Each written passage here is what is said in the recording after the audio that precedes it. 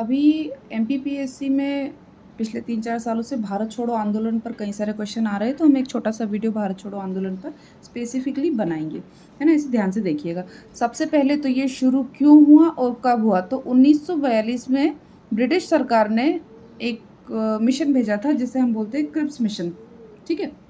Cripps mission आया, Cripps mission ने कई सारे प्रस्ताव रखे सरकार की तरफ से क्योंकि द्वितीय विश्व युद्ध इस समय चल रहा था, तो ये चाहते थे कि कांग्रेस और जो भारत के अन्य राजनीतिक संगठन हैं, उन सबका सहयोग ब्रिटिश सरकार को मिले। इसके लिए क्रिप्स मिशन आया था, स्टैफोर्ड क्रिप्स इसमें थे। अब हम ये विफल हो गया क्योंकि भारत के किसी भी राजनीतिक दल ने इनका प्रस्ताव मानने से मना कर दिया, है ना? क्रिप्स मिशन की विफलता के बाद में महात्मा गांधी ने अल्टीमेटम के रूप में एक आंदोलन शुरू किया। ये आखिरी सबसे बड़ा आंदोलन था। इसके बारे में कई सारे क्वेश्चन आते हैं। सबसे पहले तो इससे जुड़ी हुई हम डेट देख लेते हैं। तो 7 अगस्त, फिर 8 अगस्त, फिर 9 अगस्त। 9 अगस्त 1942। तो सबसे पहले 7 अगस्त को क्या हुआ था? सबसे पहले तो 7 अगस्त में कांग्रेस की एक बैठक बुलाई गई थी। ये बम्बई के ग्वालियर टैंक में हुई थी। बम्बई के ग्वालियर टैंक में 7 अगस्त को कांग्रेस की एक बैठक हुई थी। इसके अध्यक्ष कौन थे? तो इसके अध्यक्ष थे अबुल कलाम आज़ाद। अच्छा, अबुल कलाम आज़ाद पर एक और क्वेश्चन आता है कि कांग्रेस के सबसे युवा अध्यक्ष कौन थे और किस सम्मेलन के अध्यक्ष बने? तो अबुल कलाम आज़ाद 1923 के दिल्ली अधिवेशन में कांग्रेस के सबसे युवा अध्यक्ष बने। ये दिल्ली में होने वाला कांग्रेस का एक विशेष अधिवेशन था। अगर क्वेश्चन आता है कि 1923 में कांग्रेस का वार्षिक अधिवेशन कहाँ हुआ था? तो ये काकीनाडा में हुआ था। काकीनाडा गुजरात में हुआ था, ठीक है? और विशेष अधिवेशन दिल्ली में हुआ था जिसके अध्यक्ष बने थे अबुल कलाम आज़ाद, जो कांग्रेस के सबसे युवा अध्यक्ष थे। अभी बम्बई के ग्वालियर टैंक में जो एक विशेष अधिवेशन बुलाया गया था 1942 का, इसके अध्यक्ष भी यही थे, है ना? अब अब कांग्रेस के विशेष अधिवेशन से पहले बम्बई से पहले एक क्वेश्चन आता है कि भारत छोड़ो आंदोलन का प्रस्ताव कांग्रेस ने कहाँ पर दिया था? तो ये वर्धा में दिया था,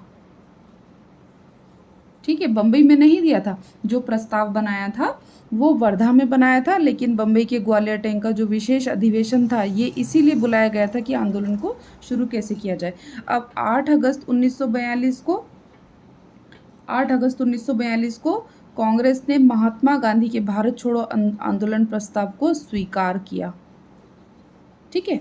अब एमपीपीएससी 2022 में क्वेश्चन आया था भारत छोड़ो आंदोलन कब शुरू हुआ? बहुत सारे लोग 7 अगस्त लगाकर आ गए क्योंकि 8 ऑप्शन में था नहीं, 9 ऑप्शन में था, तो उन्हें ये याद रहा कि 9 अगस्त को तो ऑपरेशन ज़ीरो आवर के द्वारा सबको गिरफ्तार कर लिया गया था, ठीक है? लेकिन ऐसा नहीं था। 7 अगस्त को बैठक हुई थी, 8 अगस्त को स्वीकार हुआ था और 9 अगस्त को आंदोलन प्रारंभ हुआ था।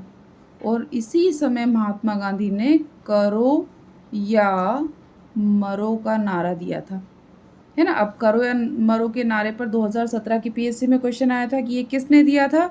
तो ये नारा दिया है यूसुफ मेहर अली ने, है ना?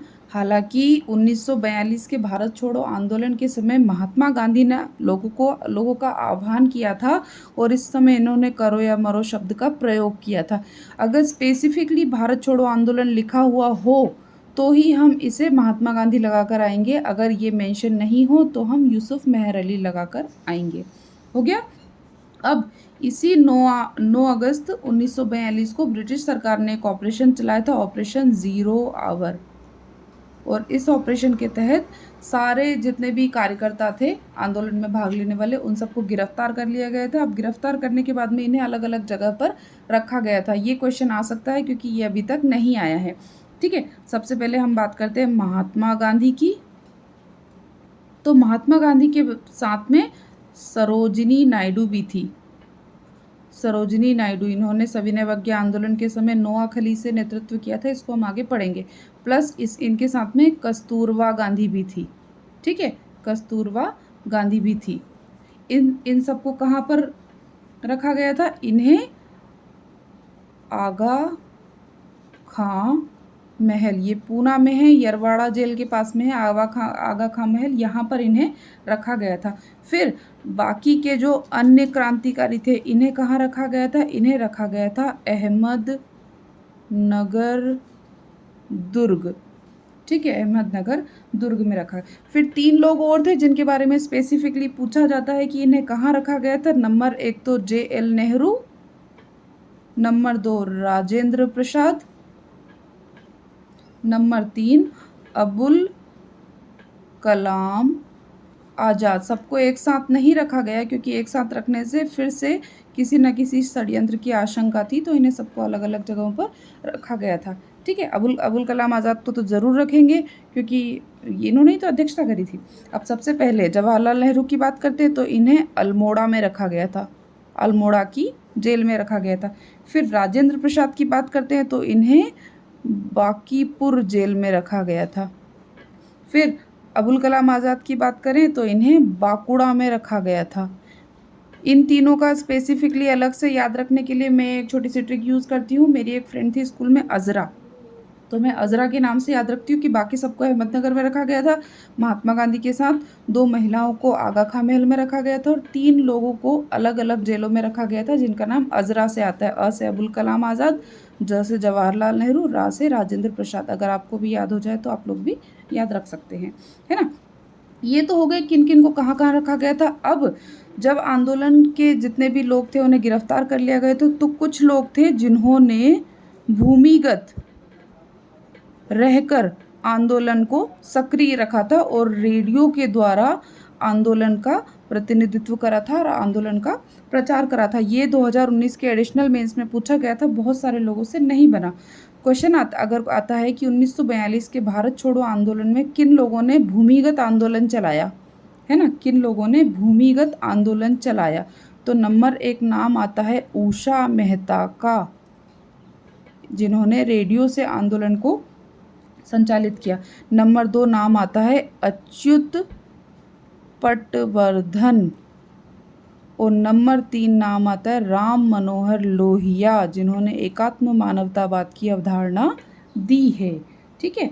ये हो गया कुछ लोग। अब इसके बाद में एक क्वेश्चन सी राजगोपालाचारी पर भी आता है। सी राजगोपालाचारी, तो देखिए इस समय कुछ मुस्लिम लीग और कांग्रेस के साथ में मतभेद चल रहा था और 1944 के आते आते ये लोग पूरी तरह से एक दूसरे के विपरीत हो गए थे, इसीलिए 1946 में इन्होंने प्रत्यक्ष कार्रवाई दिवस डायरेक्ट एक्शन डे मनाया था मुस्लिम लीग ने, और कई सारे लोगों की जान गई थी इसमें। तो 1944 में कांग्रेस और मुस्लिम लीग को एक करने के लिए सी राजगोपालाचारी ने एक पैम्फलेट आउट करा था, एक पर्चा बांटा था जिसे बोलते वे आउट,